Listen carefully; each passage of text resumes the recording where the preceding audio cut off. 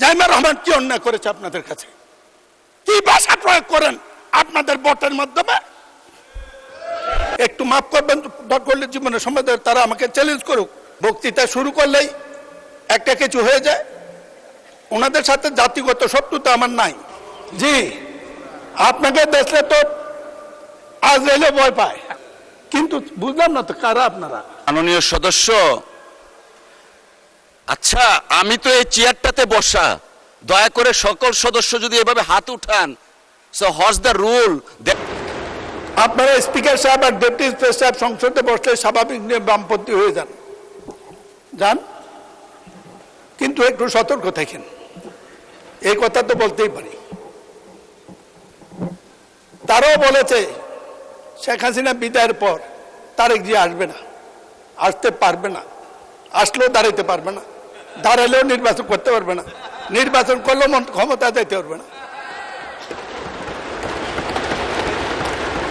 এই দিন না আরো দিন আছে,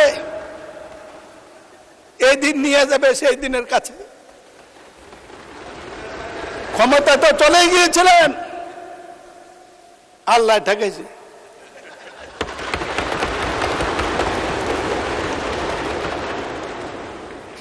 একটি কথা বলতেছে মাননীয় স্পিকার, বাজেট সম্পর্কে 1 ঘন্টা আলোচনা করা যাবে, কিন্তু কিছু কথা ওনাদের সম্পর্কে মালুম হয় যে জাতির সাথে বোধহয় প্রতারণা করবো আমি, এই জন্য কিছু কথা আজকে বলবোই, মাফ করে দেব। ওনাদের সাথে আমার খুব ভালো সম্পর্ক। দুর্দান্ত সব ফিচার নিয়ে এলো ক্যাপ্টেন ভিক্টর বাইক। এতে রয়েছে শক্তিশালী রিচার্জেবল ব্যাটারি, ব্লুটুথ এবং exciting music. Captain Victor bike, আনন্দে বাড়ুক শৈশব। 68 সনে গোলাম আজমের নেতৃত্বে ঢাকা আন্দোলন করেছি, ডাকে হরতাল করেছি। আমি হরতালের কমিটির আহ্বায়ক ছিলাম বিশ্ববিদ্যালয় ক্যাম্পাসে।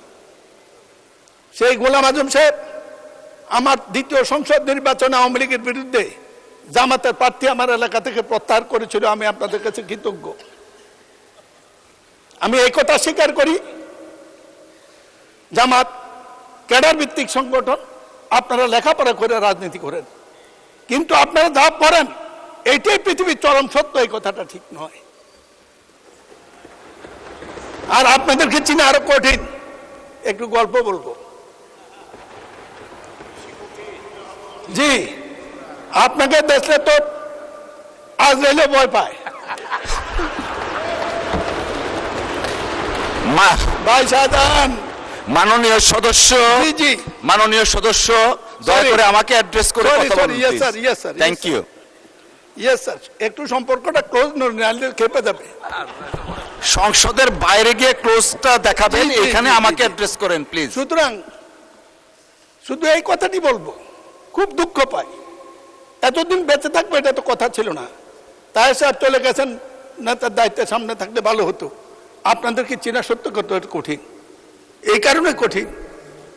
খন্দকার মোশাররফ সাহেব আছে, 2000 সালে তাহের ভাই সহ এমপি হওয়ার পরে, উনি মন্ত্রী হওয়ার পর আমাদের সব মন্ত্রীদেরকে এমপিদেরকে দাওয়াত দিয়েছে বৌনিয়া। আমি আবার বৌনিয়া কোথাও যাই না, কারণ কোন জায়গায় কে কি বলে দেয় বিপদে পড়বো, ভারত যাই না। তো আমি বৌনিয়া জানাই, কয়েকজনে বৌনিয়া জানে, কিন্তু তার ভাই বউ নিয়ে গেছে। ঢুকার পর দেখি একটা কিছু হাঁটতেছে। আমি বললাম যে তার ভাই ভাবি কই? যে ওই যে, আমি আপনি যে বদলাই আনেন না, এটা কেমনি বুঝবো? মাননীয় স্পিকার, আমাদের হাউসে আমাদের বোনেরা এসছে এমপি হইয়া, আপনি অভিনন্দন জানাইছেন, আমি অভিনন্দন জানাতে চাই। সবাই মেধাবী, 2জনের বক্তৃতা শুনছি, আগামী দিনে কিছু করতে পারবে, ভবিষ্যৎ আছে, লেখাপড়া জানা, কিন্তু বুঝলাম না তো কারা আপনারা। ভিতরে আপনারা এদিকে দেখতে পারেন, আমরা এদিকে দেখলে কি আছে এটা বুঝবো না, এটা ঠিক না তো। মাননীয় সদস্য প্লিজ, পার্সোনাল ফ্রিডম নিয়ে কথা বলা উচিত না। ঠিক না।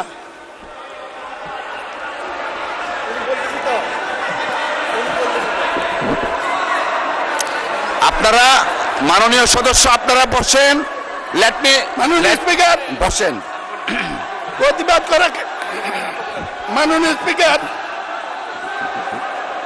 মাননীয় স্পিকার, মাননীয় সদস্যবৃন্দ আপনারা বসেন। কাউকে কিছু বলিনি, অতীতে একটি ঘটনা আমার গল্প বলেছি। এই আপনারা আপনারা বসেন দয়া করে। মাননীয় স্পিকার, সদস্য,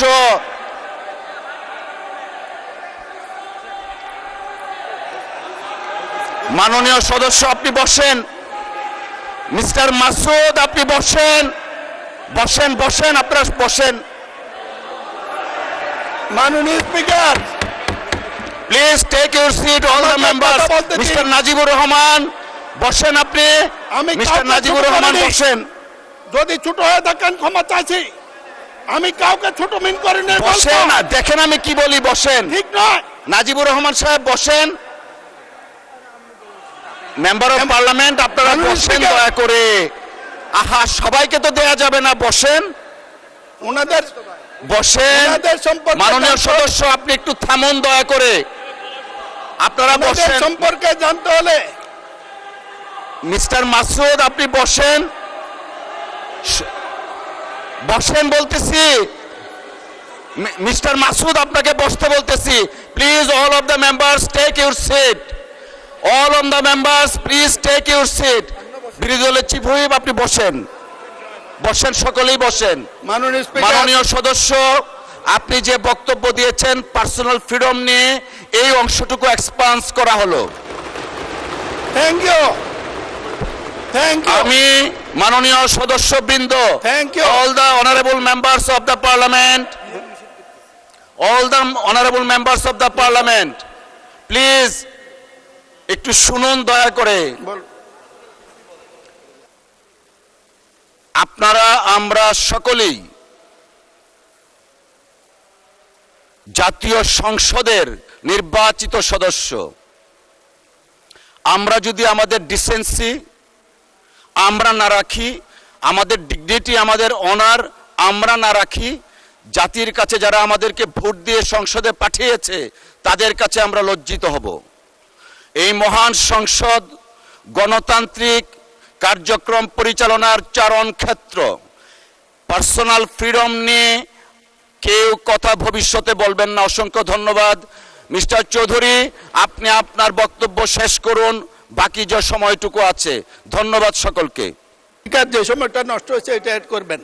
আমি আবারও বলি, এই পরিস্থিতি আমি প্রত্যাশা করি নাই। যদি কোনো শব্দ আকার ইঙ্গিতে কারো আত্মপ্রবণে লেগে থাকে অবশ্যই আমি অনুরোধ করব আপনি এক্সপ্রেস করবেন। আমার মনে হয় ভুল বুঝেছেন। এটা বুঝার শক্তি সবার থাকে না। মাননীয় স্পিকার, ওনাদের সম্পর্কে এই জন্য বলবো, পাকিস্তান আন্দোলন, জিন্না মওদুদি মাদাদির ভূমিকা আমার লেখানো বইটি পুরনো। সেদিন পাকিস্তানের সময় তারা পাকিস্তানের বিরোধিতা করেছে। আমরা যখন পাকিস্তানের বিরোধিতা করতে গেছি মুক্তিযুদ্ধের সময়, তখন তারা সমর্থন করেছে। কেন? তখন তারা সমর্থন করেছে। এর পরবর্তী পর্যায়ে দেশনেত্রী খালেদা জিয়া অনেক বিরোধীদের মুখে জাতীয় ঐক্যের প্রশ্নে শহীদ জিয়া যে ঐক্য সৃষ্টি শুরু করেছিলেন তাকে নিয়ে, জামাতকে নিয়ে। মাননীয় সদস্য, আচ্ছা আমি তো এই চেয়ারটাতে বসা, দয়া করে সকল সদস্য যদি এভাবে হাত উঠান, so what's the rule that I have before you. মাননীয় সদস্য আপনার 4 মিনিট সময় বাড়িয়ে দেয়া হলো, বিকজ ওই সময়টা আপনি কথা বলতে পারেননি। 4 মিনিট সময় আপনাকে দেয়া হলো অতিরিক্ত। ধন্যবাদ। মাননীয় স্পিকার, আপনি বললে এমনি বসে পড়বো, তো আমার প্রতি সুবিচার হয়েছে বলে আমি মনে করি না। ইচ্ছা আপনার। বক্তৃতা শুরু করলেই একটা কিছু হয়ে যায়। ওনাদের সাথে জাতিগত শত্রুতা আমার নাই। তাদের সাথে কাজ করেছি, বলেছি পাকিস্তান আমল থেকে।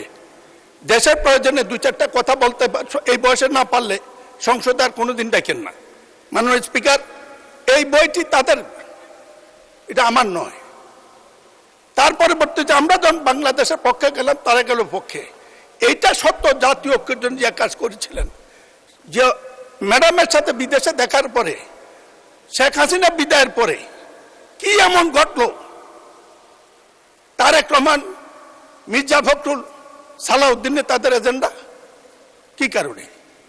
মাননীয় স্পিকার, বলতে চাইছিলাম না, একটু মাফ করবেন, দরকার হলে জীবনের সময় ধরে তারা আমাকে চ্যালেঞ্জ করুক। অস্থির বাংলাদেশের প্রথম 4 বছর, এখানে এনসিপি নেতা নাহিদ সাহেব আছে, আমি বইটা পড়তে বলবো। আজকের এই বইতে উল্লেখ আছে স্বাধীনতার পর যা হয়েছে, হাসিনা বিদায়ের পরও তা হয়েছে।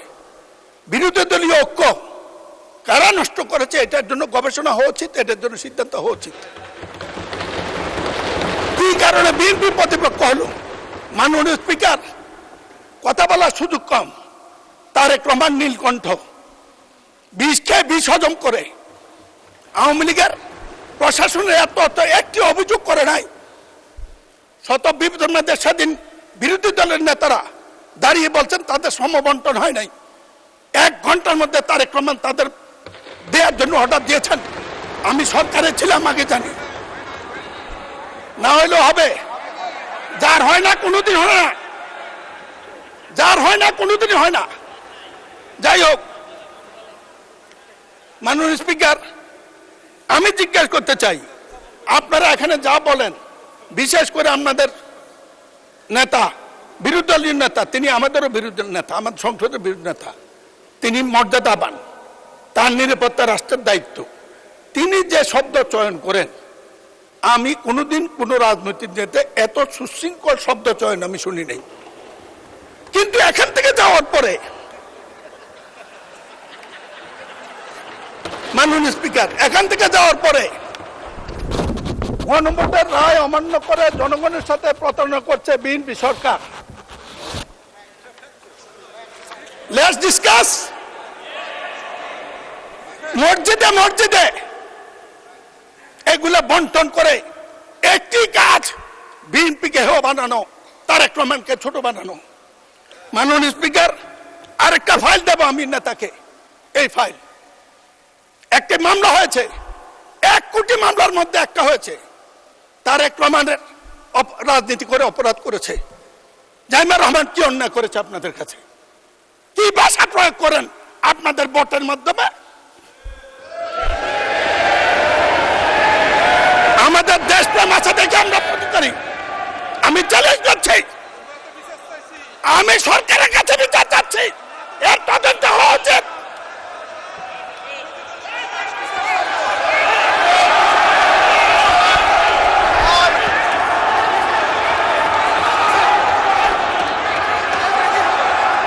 এই মামলার কাগজ আমি দেব।